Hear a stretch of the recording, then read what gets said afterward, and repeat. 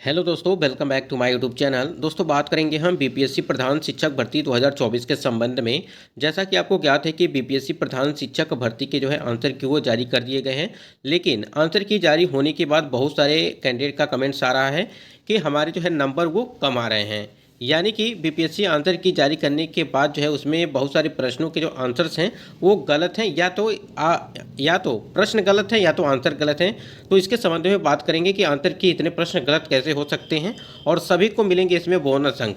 ठीक है, cut off भी बहुत कम जाने वाली है, क्यों जाने वाली है इसके संबंध में भी बात करेंगे। और जो भी जानकारी आपको दी जाएगी अच्छे तरीके से दी जाएगी, सारी चीज़ें आप समझिएगा। महिला और पुरुष दोनों के को फ़ायदा होने वाला है। अब इसके संबंध में बात करेंगे, चाहे वो किसी भी कैटेगरी को, चाहे वो अनरिजर्व कैटेगरी की हो, ईडब्ल्यूएस कैटेगरी की हो, ईबीसी हो, बीसी हो, एससी, एसटी, पीएच, फीमेल, ठीक है, फ्रीडम फाइटर, सभी को फ़ायदा मिलेगा। अगर बोनस अंक यहाँ पे मिल रहा है तो सभी को बोनस अंक प्राप्त किए जाएंगे। तो यहाँ पे कट ऑफ को लेकर के बात करेंगे कि कट ऑफ आपकी क्या रहने वाली है, क्योंकि देखिए जिस प्रकार से आंसर की में जो आंसर्स गलत हैं उसके बाद नंबर अभ्यर्थियों के कम हुए हैं, तो उससे हिसाब से कट ऑफ में भी उलटफेर होगा, यानी कि बदलाव होगा। तो चलिए देख लेते हैं एक बार, यहाँ पे सारी चीज़ें समझ लेते हैं।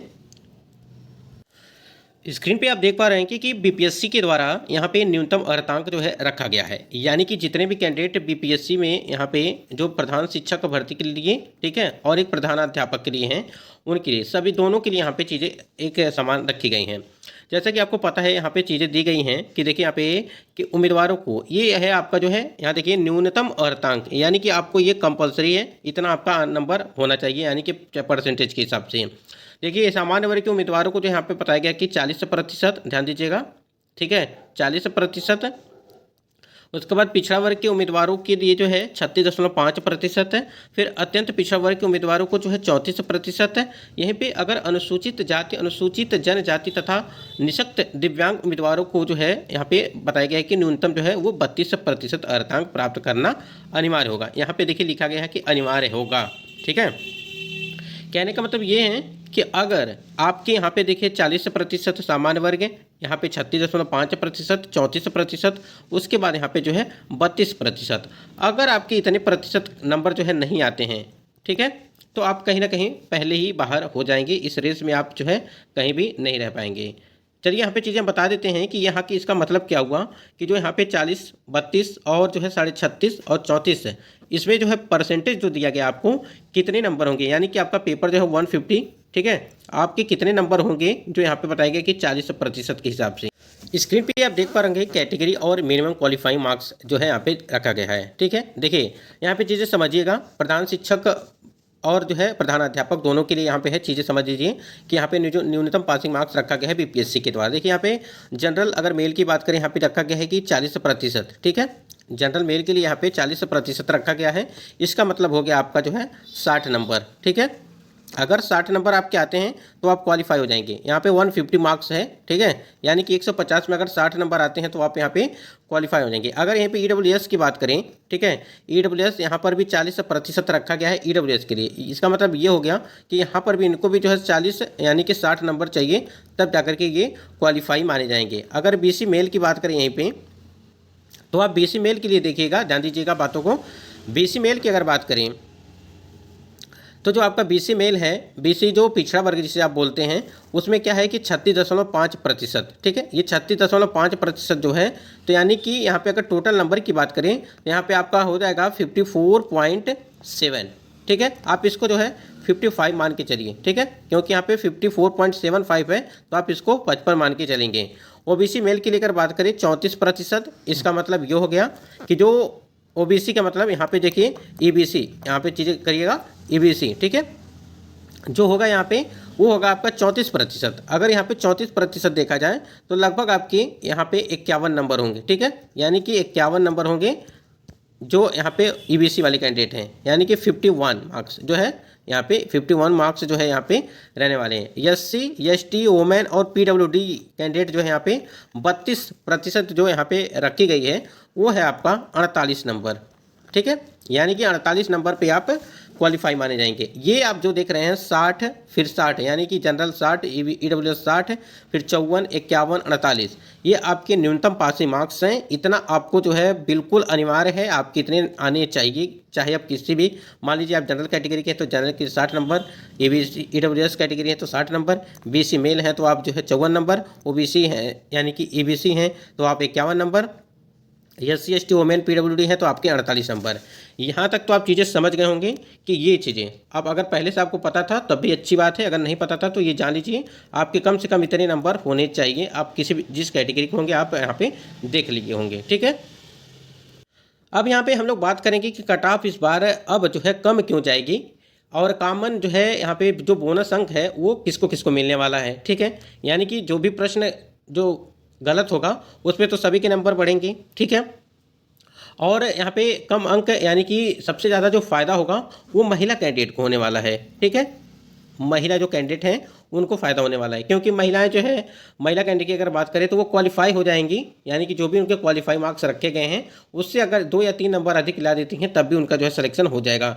आप समझ सकते हैं कि 40,000 कुछ सीटें हैं, ठीक है, प्रधान शिक्षक भर्ती के लिए, ठीक। उसमें क्या है कि सारी सीटें भरेंगी नहीं, आप देख लीजिएगा सीटें जो है खाली रह जाएंगी, क्योंकि 8 साल का जो है आपको जो है एक्सपीरियंस भी मांगा गया है, यानी कि अनुभव मांगा गया है आपसे। बहुत सारे कैंडिडेट यहाँ पे अनुभव के लिए जो है यहाँ पे प्रमाण पत्र आपको देना पड़ेगा, और बहुत सारे कैंडिडेट ऐसे होंगे जो बनवा भी लिए होंगे अभी तक।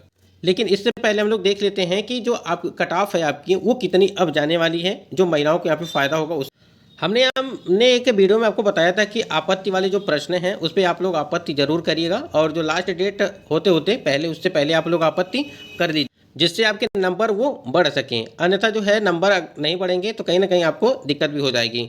अगर जिसके यहाँ पे नंबर बढ़ने के चांस हैं, आपको लगता है कि प्रश्न जो है आपत्ति करने लायक है, तो आप उस पर साक्ष्य के साथ यानी कि प्रमाणिक बुक के साथ जो आपके NCERT या CRT बुक होती हैं या कोई भी ऑथेंटिक बुक और भी है, तो उससे आप जो है आंसर मिला करके जो है आप आपत्ति कर सकते हैं।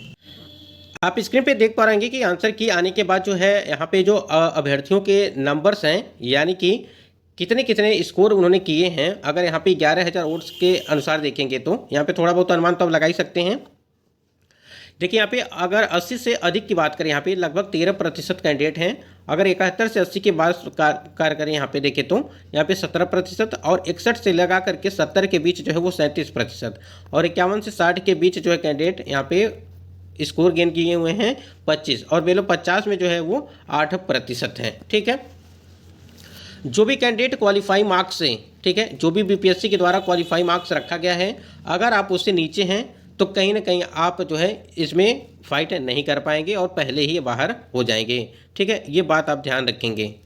अब यहाँ पे देखिए सबसे ज़्यादा जो कट ऑफ है वो ये है, यहाँ पे बनेगी आपकी 61 से 70, ठीक है। यहाँ पर सबसे ज़्यादा कैंडिडेट यहाँ पे नंबर लाए हुए हैं, यानी कि 61 से 70 के बीच बहुत सारे कैंडिडेट हैं इसका मतलब, और 51 से 60 के बीच में, यानी कि आप समझ सकते हैं 51 से लगा करके आपके 70 के बीच में ही आपकी जो है कट ऑफ वो रहेगी, क्योंकि सबसे ज़्यादा जो है यहाँ पे नंबर देखा जाए तो आपका 61 से 70 के बीच में है वो 37% है, 51 से 60 के बीच जो है आपकी 25% है। तो यहाँ पे आप समझिएगा कि जो महिला कैंडिडेट हैं उनको लाभ क्यों हो रहा है। लाभ इसलिए हो रहा है क्योंकि उनकी जो न्यूनतम जो यानी कि न्यूनतम जो अर्हतांक रखी गई है उससे अगर वो 2 या 3 नंबर अधिक लाती हैं तो वो क्वालिफाई हो जाएंगी, यानी कि क्वालिफाई तो रहेंगी ही, यानी कि उनका जो है चयन हो जाएगा। और आपको पता है कि 40,000 सीटें वो पूरी फुलफिल नहीं हो पाएंगी, और आप लोग इस बात को देखिएगा, एक दिन समझ में आ जाएगा सारी चीज़ें। उसके बाद से आप लोग को पता है कि जब डॉक्यूमेंट वेरिफिकेशन कराया जाएगा उस टाइम पे बहुत सारे ऐसे कैंडिडेट होंगे जिनके डॉक्यूमेंट जो है वो कंप्लीट नहीं होंगे, ठीक है, यानी कि कंप्लीट इनकम्प्लीट होगा, तो ऐसे कैंडिडेट को जो है फिर से बाहर किया जाएगा। तो जो भी कैंडिडेट बाहर होते जाएंगे, जो और भी कई लोग रहेंगे जो वहाँ पे उनको मौका मिलता जाएगा। और आपको पता है कि जो सभी महिलाएं हैं, यानी कि जो बिहार की महिलाएं हैं, ध्यान दीजिएगा, जो बिहार की महिलाएं हैं उनके जो नंबर हैं, यानी कि उनको उनकी जो परसेंटेज रखी गई है वो 32 रखी गई है, यानी कि 32% के हिसाब से, यानी कि 48 नंबर, यानी कि 48 नंबर इनका ये क्वालिफाई मार्क्स है। उसके बाद से अगर ये 50 से मतलब कि 55 तक आ जाती हैं तो कहीं ना कहीं इनका सिलेक्शन हो जाएगा, प्रधान शिक्षक ये बन पाएंगी। इसी प्रकार से जो कैंडिडेट SC ST वाले हैं, SC ठीक है, और एसटी वाले कैंडिडेट हैं उनके लिए भी 32% ही रखा गया, यानी कि 48 नंबर ही रखा गया है।